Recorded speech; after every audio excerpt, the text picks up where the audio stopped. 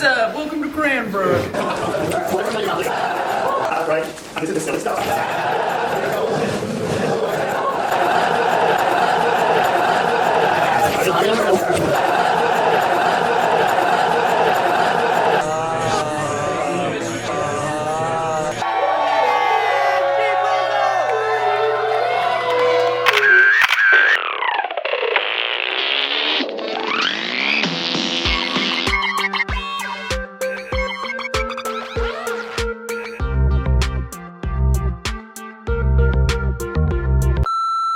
So I'm not quite clear when the conversations actually began, but sometime last year, the idea came up around the studio of organizing or hosting a kind of non-traditional symposium in the 2D department. It's really not hyperbole to suggest that both Cranbrook and the 2D department are structured unlike any graduate program in America.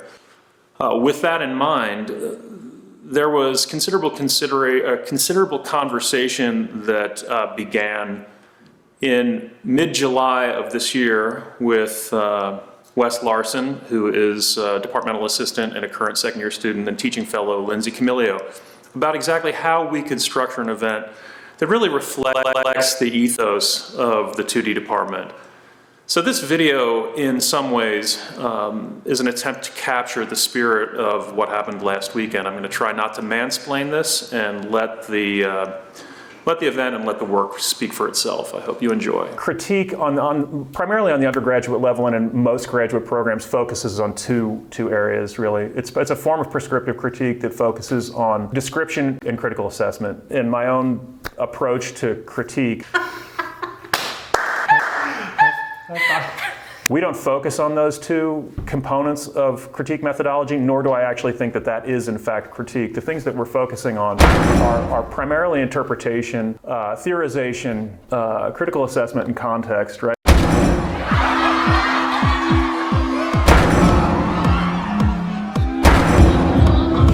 Shit will never jump without you now and then.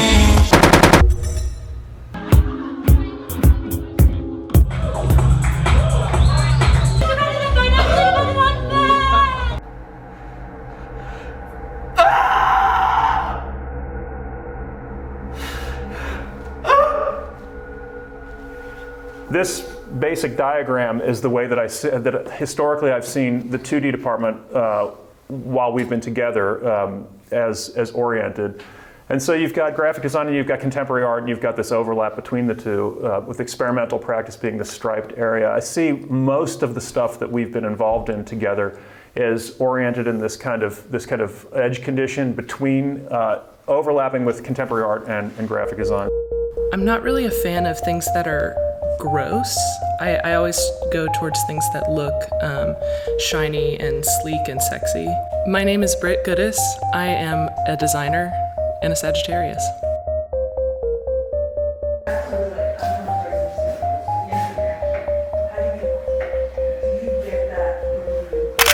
I've started thinking of type as purely a sculptural element and something that's pretty sexy to me. What that looks like is you can't read anything I've typeset. A lot of my stuff tends to look a little bit poisonous, so it's alluring, but it also, I've been told you want to eat it, but you would definitely die if you did. And I think that sensibility has definitely continued to permeate my work.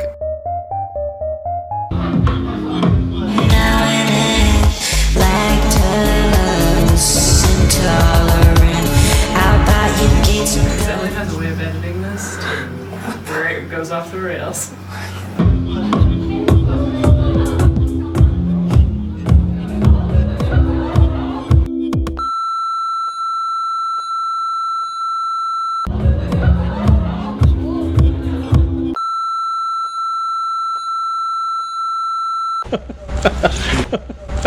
Can you dig it? Yeah, Ramon Tejada, I again know just tangentially through other people that we are either mutually acquainted with or through some of the workshops that he runs with I think one of his creative partners, Sky Silas, So I had followed their work through a residency that they did at Otis, or through a residency that I did at Otis, where they were visiting artists in that same grouping or whatever. So, and had run a workshop there that I thought looked really, really interesting. I'm going to talk a little bit about this idea that I'm working through. It's very messy, called puncturing.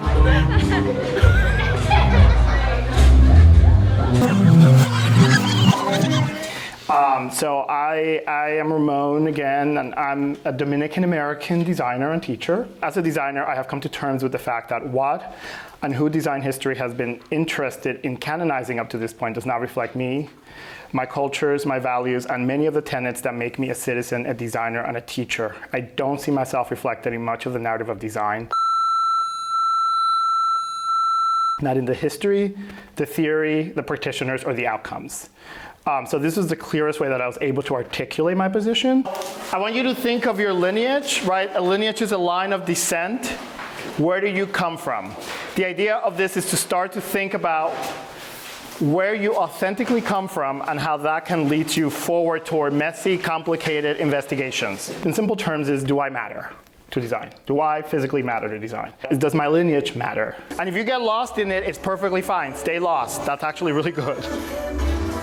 In design, culture rarely addresses questions of race, gender, class, economic disparities, and coloniality. Think local, think fast, do not censor yourself. When you put your pencil or pen down, you cannot remove it off of that paper until we're done. So start with one entry point, one object, one person, a particular brief moment that you remember that was really seminal for you as you've grown up, and start from there and branch out. So puncturing is about perforation, raptures. So for me, comes out directly out of this restless sense or reaction of not seeing myself reflected in design physically or otherwise. I've been in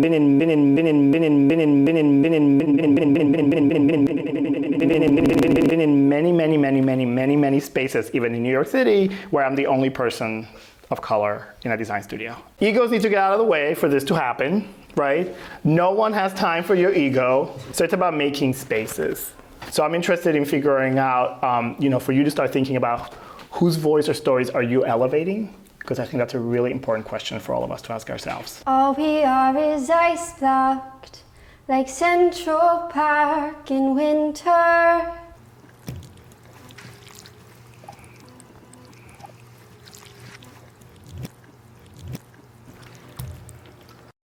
We're going to talk about graphic design.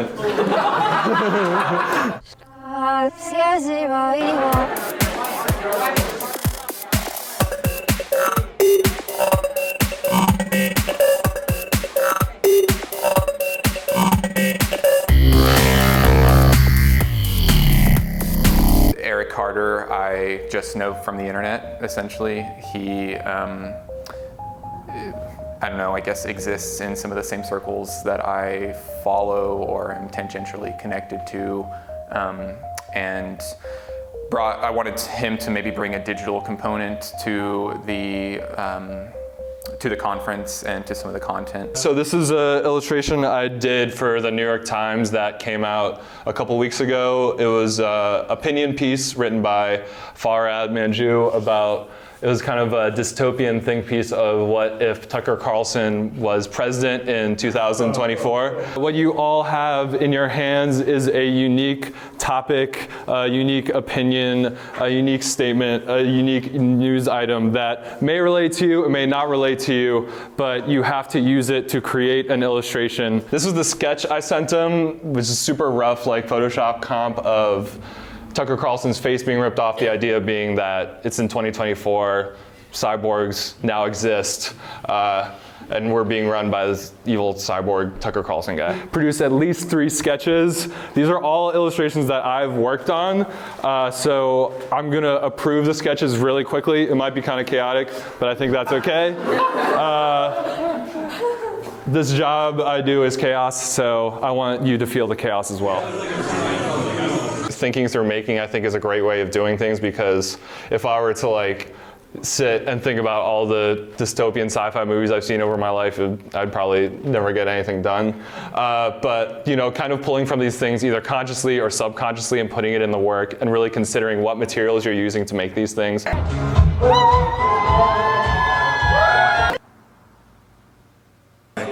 I invented a pie that has pad thai in it, but it's called Tad Pie.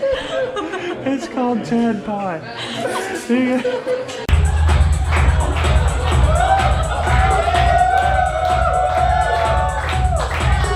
This was a very defined context. It was a published piece in the New York Times. It was online only, didn't end up in print. This was the op-ed piece that accompanied it. There were some tweets about it. Charlie, he's the main editor, he said, the art is, Farhad, who's the writer, said, pure nightmare fuel. Someone else said, why did you do this to me? The writer said, I am sorry. Oh, for God's sake, not this again. Get the hell out of here. Okay, no, you remind me. Who's the design? Seriously?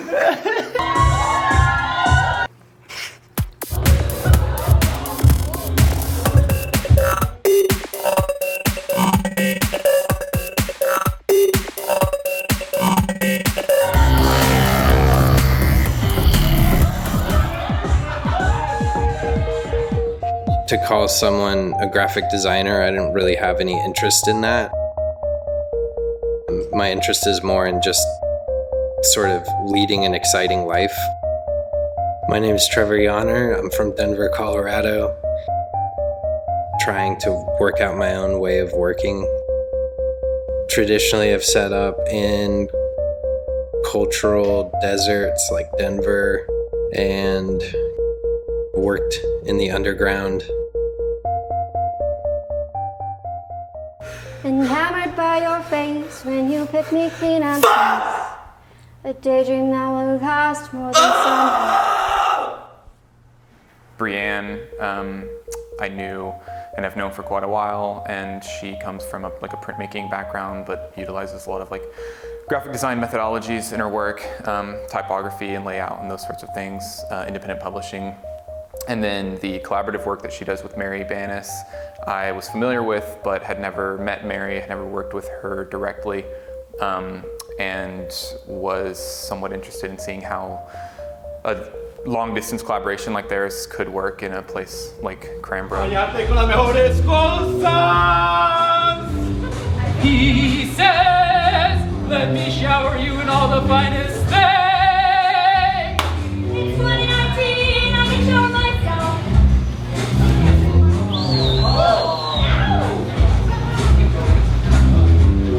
Print media is dead was the prompt, and as you can see, it's what we definitely dabble in. We're trying to keep it alive. Yeah, it's our currency. So I just wanted to read this quote that we found in the University of Connecticut Special Collections Archives in their Alternative Press subcollection.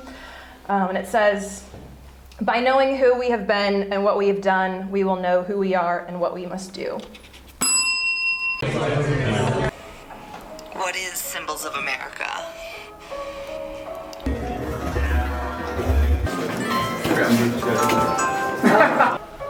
What is the relationship between our symbols and our ideology?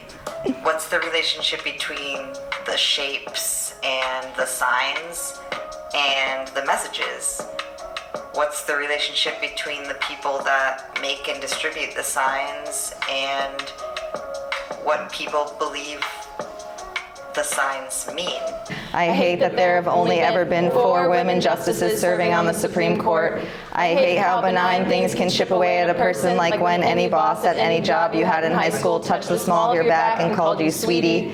I hate that the abuse of power comes as no surprise. Prioritize your smaller trash, because again, we're going to try to do, to start, we're going to do a composition together. What we're making is a collaborative trash flag. You got that. Let's start the whole thing off. Thanks, Elliott. Way to be a team player.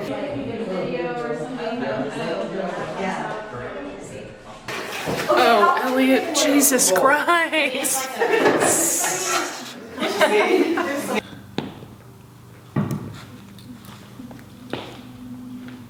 And then finally, Nicole Killian, she, someone that just because of her being an alum of Cranbrook and having known people that she's worked with or workshops that she's done, and then just her willingness to always come back here. And I don't know, I felt like someone who had been through this program and who was familiar with the community aspect of it could really do a lot to just like, you know, act as a glue to keep everyone together in that weird kind of way that is required at Cranbrook, I think. So when, everybody's kind of doing their own things, and it's nice to have somebody who's has a history here and can help to, sort of keep everyone together. I started thinking a lot about generosity in the space of design, and like, how is design a tool for generosity? Generosity and giving, poetry, performance, and potluck. So poetry, sort of like the generosity of language, performance, like bodies in space, and potluck, like maybe like other sites of giving. We ended up, we were sorted into this like hyper-humanist curricula, and we created this this thing that we're now writing about called the Vortex of Hypersensual Visual Education. And it was about sort of like using the body in space as a library, as a tool, as a site, as a wonderland. And so thinking about like what happens if like the body was more privileged in a classroom space, and is that through movement? Like how do we learn with our body? Like what is held in it?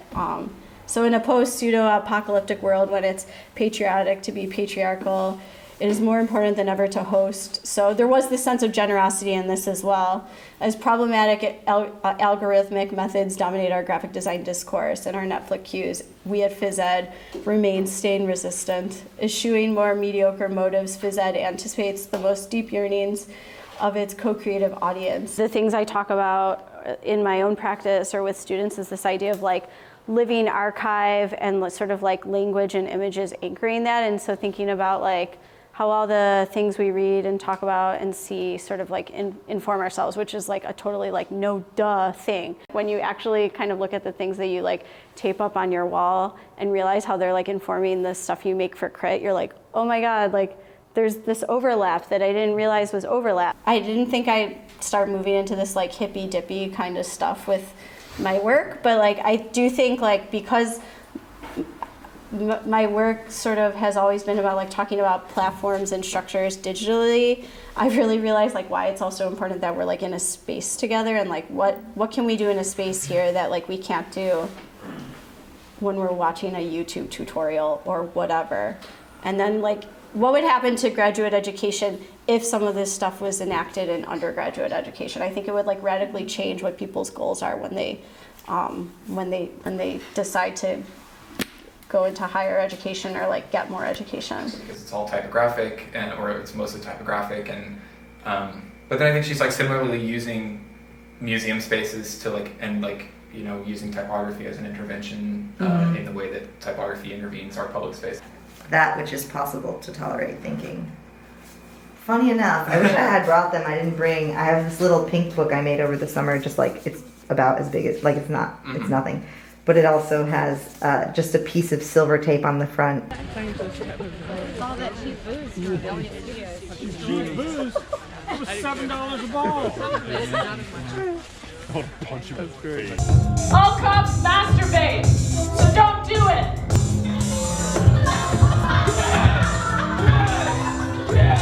Just really recently, this like highly reflective. Nice. You know, like something you'd see on the back of a truck or whatever. Yes. And so then I'm just like making a giant. I'm like making a giant version of that tape. You know what I mean? As a sculpture. Nice. You're looking and sounding really smart too. I was trying to constrain myself in a way. Like there's one architectural way to think about that, which is you can have like waviness in one direction and then have it be like really uniform in the other direction. So applying that logic to this is like there's, you know, if you look at the piece this way, it's lumpy, right? I mean, it's metronomic, but it's lumpy. And then if you go the other way, if you look at it straight down, then it's super straight. I don't have a smarter way to say that, but thinking about giving myself organic permission in one direction and not the other is like something that I'm testing out as a theoretical. Well, and you really are moving from like very small scale to something that feels much larger and like in scope and reach.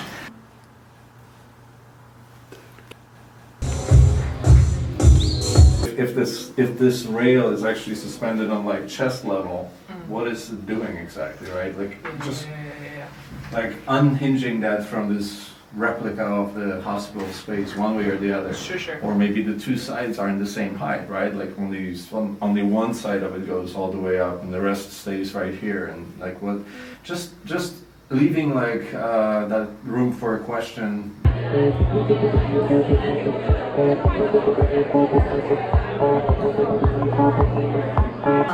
You're also responsible for finding the value of presenting it to it. Exactly. So like that's completely on you. You could be having this relationship and I don't know about it, it doesn't affect me. Yeah. And there are, I don't know, that's another thing too, like there could be value in you keeping it, but you're not interested in it.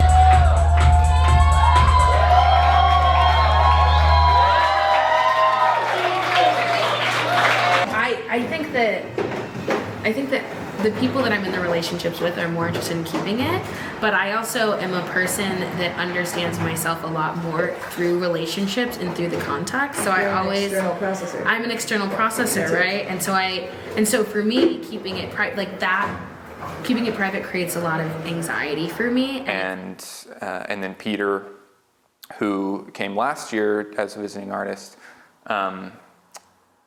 really less so the content of his work or of his practice, and more so the way that I saw he was able to engage students on a really direct and humble level, and just like get students excited and get them interested in what was happening then and now, and to like not think about the aboutness of what they're doing or whatever it may be. First, I want to acknowledge Elliott's original introduction, first speech, where he talked about all the guests as coming to speak from position of authority. Not me. I don't have one, and I don't want it. The statement I would make about that, I would say flatten rather than elevate. This might stand on authority. It's talking about giving and taking away, receiving. Really think about that gesture, that act, and what that means when you close somebody's eyes and when you open them. What do you give? What do you receive? This exercise is over when everybody's eyes are open again. Make sense? Let's do it.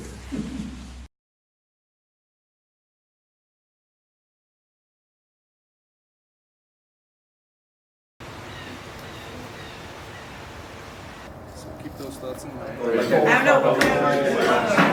It was real. Are you good? Sorry.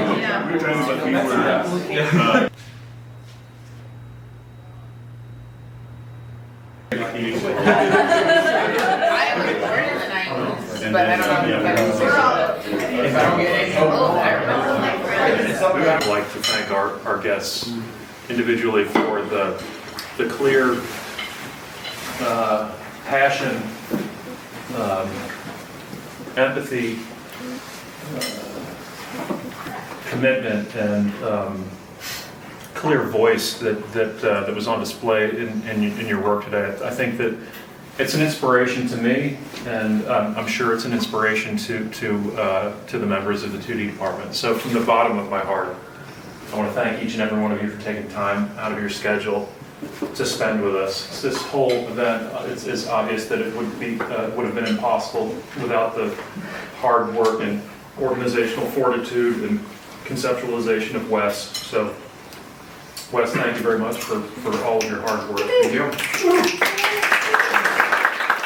And then to arguably the most important people here, the members of the 2D department. I really feel as if this year we have in this collected 2 years, we have as strong a group of students as I've seen in 17 years. I am very honored to work with you, and I really feel as if there is a really beautiful energy in the department. So I'm hoping that we can keep that ball rolling, and I think the energy's been very high. So I want to thank each and every one of you for your commitment. Awkward moment over, I hope.